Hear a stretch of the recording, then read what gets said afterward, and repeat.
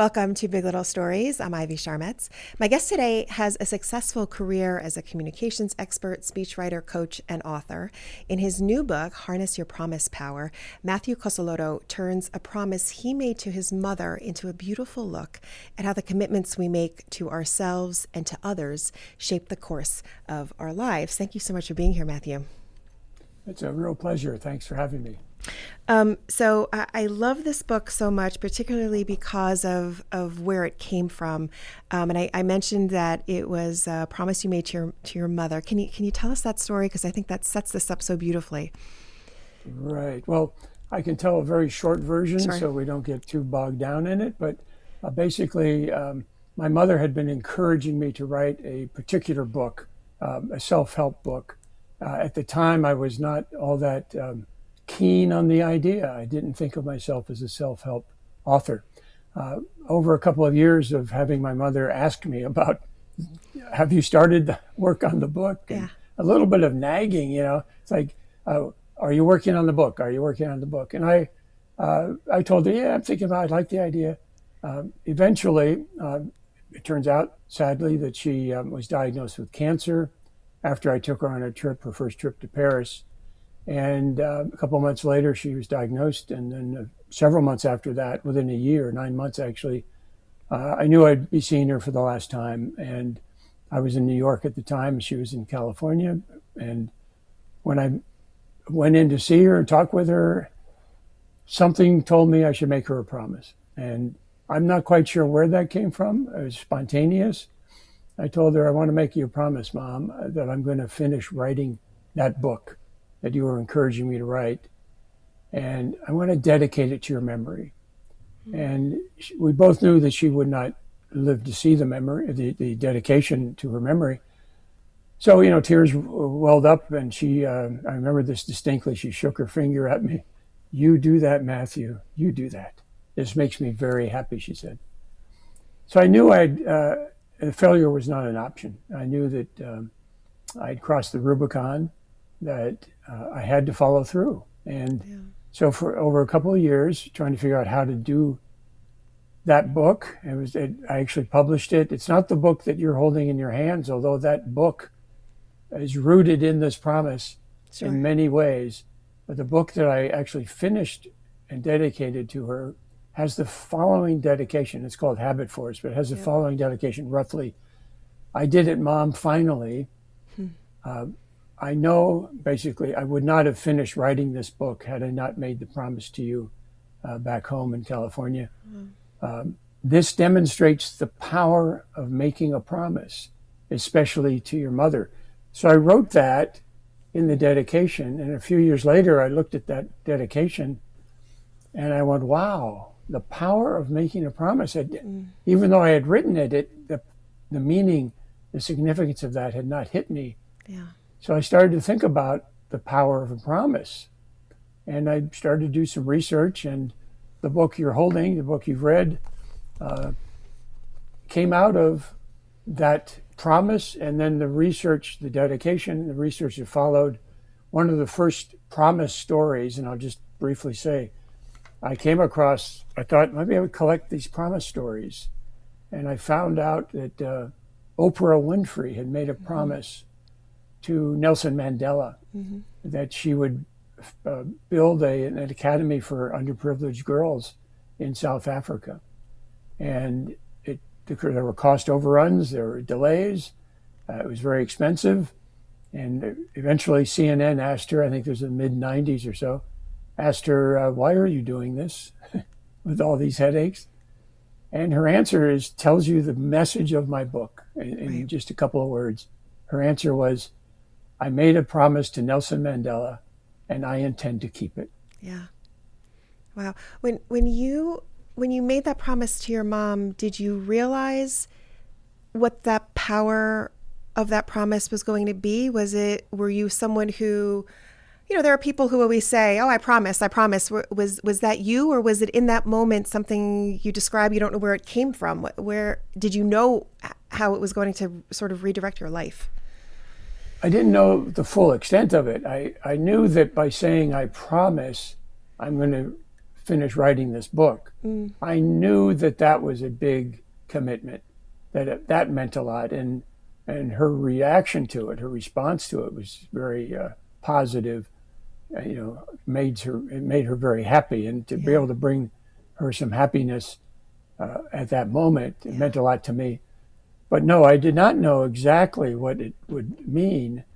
But I thought, this book that she wanted me to write had to do with the habits of failure and success, and sure. I'm happy to go into it. But it sort of grew out of something that I failed to do some years before, Yeah, and now that I look back on it, I think the idea of making this promise locked me into doing this. It was a great idea for a book, but I was kind of dragging my heels, and I think I wanted to make myself do it, right, if right. that makes any sense. Absolutely. And the book that you're talking about, the Harness Your Habit Force, is coming out soon, and that's the third in the trilogy. The book about promises is the second one, and the first one was about public speaking. Um, Right. did you?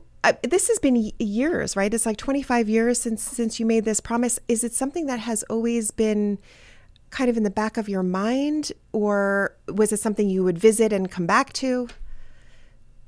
Well, it's been a lingering part of my life for 25 years. When I made the promise 25 years ago, Yeah. and then I pushed forward in the book about habit force, which there is a book called Habit Force. It's kind of a thin volume, and it still has a lot of the same elements of what will come out later this year as Harness Your Habit Force. Mm-hmm. So it's a new and improved version of Got it. Habit Force. So Harness Your Habit Force has been lingering and with me for a while. I've been adding to it. In the meantime, I did the book on the joy of public speaking, which grew out of this as well. Because again, I didn't think of myself as a self-help Yeah. author. I had written a couple of books on European politics, and I had been a speechwriter. I'd done some speech coaching. But this idea of doing this self-help book about the habits of failure and success, which was a great idea, and I think a really good book, Yeah. was a little bit outside my comfort zone, but I was kind of moved in the direction of doing it by my mother, who thought it was a terrific idea, Yeah. and she encouraged me to put that book together, and that's where the promise came from.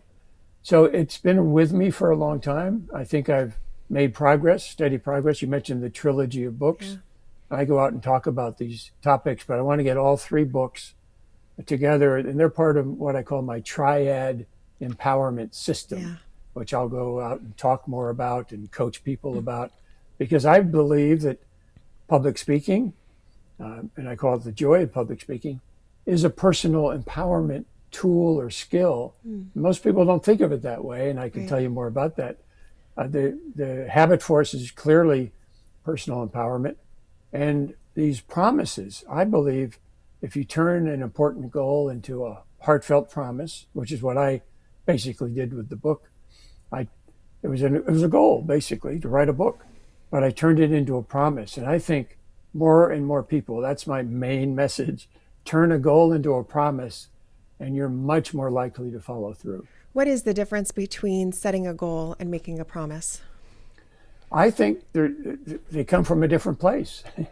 A goal tends to be more cerebral, more of a brain focused thing where you the pros and the cons and things that you might want to achieve. But a promise comes from the heart.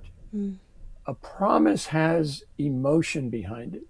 If you make a promise to someone you care about, could be yourself, someone like your mother, or a loved one of some sort, or a deity. There are three in the book. I talk about hmm. the anatomy of a promise, Yeah. and there are basically three ways to make a promise: make a promise to yourself, make a promise to someone you care about, and make a promise to God or a deity of some sort, a higher power. I think they all boil down to kind of the same thing. Mm, Basically, you're making a promise to yourself, I think. If you have some integrity about it, you make a promise to someone you care about. The good thing about doing that is you have that emotional connection. yeah. and you have an accountability buddy. You know, you have somebody you've made the promise to, and you don't want to um, disappoint that person, Right. right? So that pulls you along, and that's where I knew I crossed the Rubicon when I made the promise to my mother. I You had to follow through. you also talk about the process being a four-part mantra of you make a promise, keep your word, change your life, transform the world. Can you go through what do you, how what is the role of each one of those in the overall idea of a promise? Well, that's great. That's a great question. The subtitle of the book, "Harness Your Promise Power," is "Change Your Life, Transform the World." And so, what you talk about, the four-part mantra, I repeat several times. It starts with the promise. So Right. I encourage people to uh, turn a goal into a promise. Here's the way I talk about it. Sometimes a lot of people make New Year's resolutions. Mm. Some people have intentions, and different ways to talk about a goal. But here's the way I talk about it. You can change a goal. You can abandon a New Year's resolution. In fact, there's something called Quitter's Day, the Mm-hmm. second Friday in Yes. January, when about 90% of people have already abandoned their New Year's Right. resolutions. So I encourage people, turn that goal, turn that resolution into a heartfelt promise. So that's what starts with, this heartfelt promise. Then you can change your life, right? So it's make a promise, keep your word. Because it's a heartfelt promise, you feel committed to it. You're more likely to stick with it. So you keep your word, and then you can change your life if you have a goal that you want to, write a book or lose some weight or stop drinking or whatever it might be. Uh, and I think the accumulation of these promises that are kept and lives changed, the accumulation of those, one person and one promise at a time, can have the ultimate effect of transforming the world, to make a difference in the world. And the power of a promise can help you make a difference if that's what you like to do with your life. Does making a promise, do you think being someone who makes promises and keeps promises, does that improve your relationships with other people?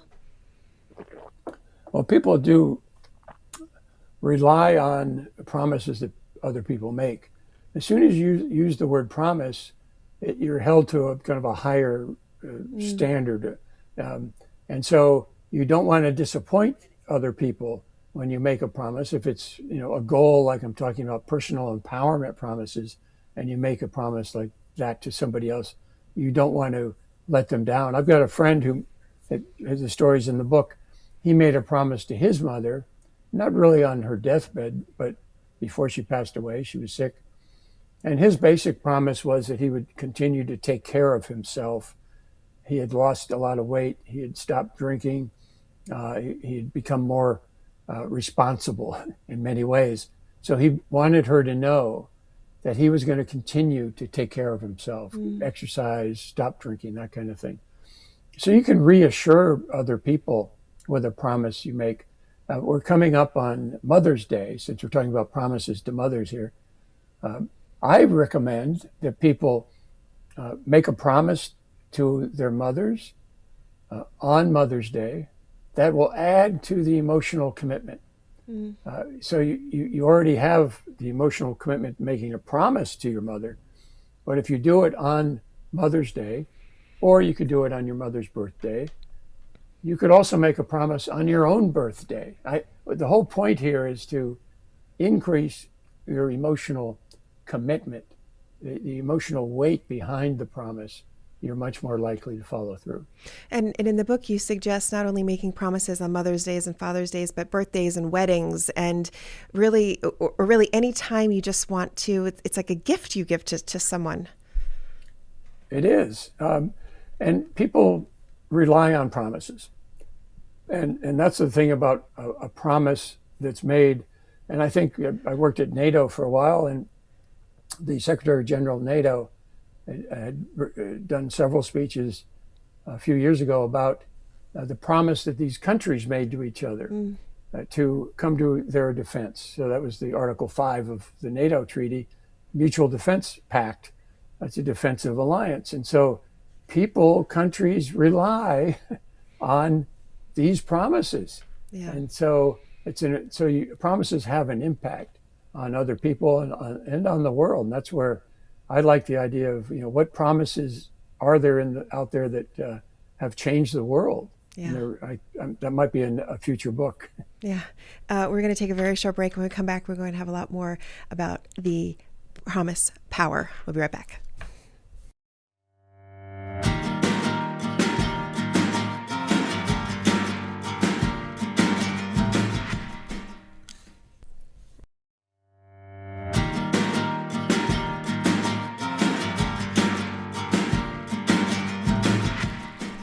So, Matthew, here's a question for you. How do you rebuild trust in yourself when you break a promise that you've made to yourself? Is that possible?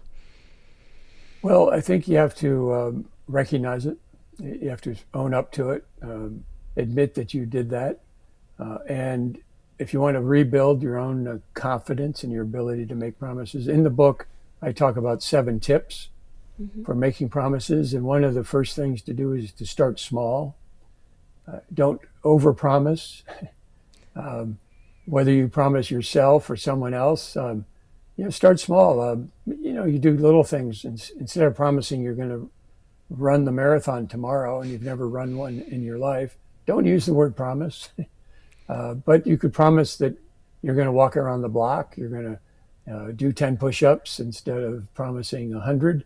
So start small. That's a good way to start to build up your promise keeping muscles. Mm. And that's so you work out a little bit like working out in the gym.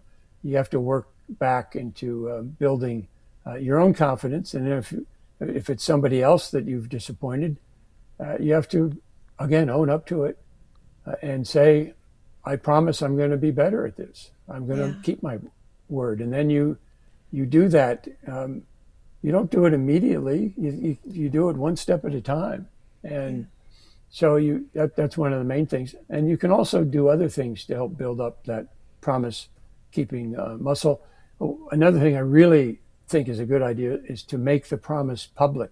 Mm. Uh, Put it on social media, uh, write it down. So the promise, the 7 tips are just 2 words each. You can remember them. It's easy to remember, but write it, um, say it out loud.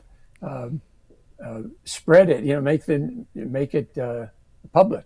Right. So don't just keep it to yourself, because sometimes a promise that's not public, you think you have a little bit more wiggle room about Right. keeping your word. Right. But make it public, that can help lock you in. And then you talk about the importance of journaling and how powerful that can be in all of this too. What is it about keeping a journal that helps keep a promise? Well, anything you can do to etch this into your psyche a little bit more, writing it down is one way. Writing down the promise, 10 times, maybe doing it 10 times every day for a while. I have a program, in fact, right in the middle of it, leading up to Make a Promise Day, which is on May Yes, I 4th. was going to ask you about That's that. a little Yes. holiday I talk about. It's just an idea I have to popularize the idea of making a promise and for personal empowerment, for goal achievement, and for integrity enhancement.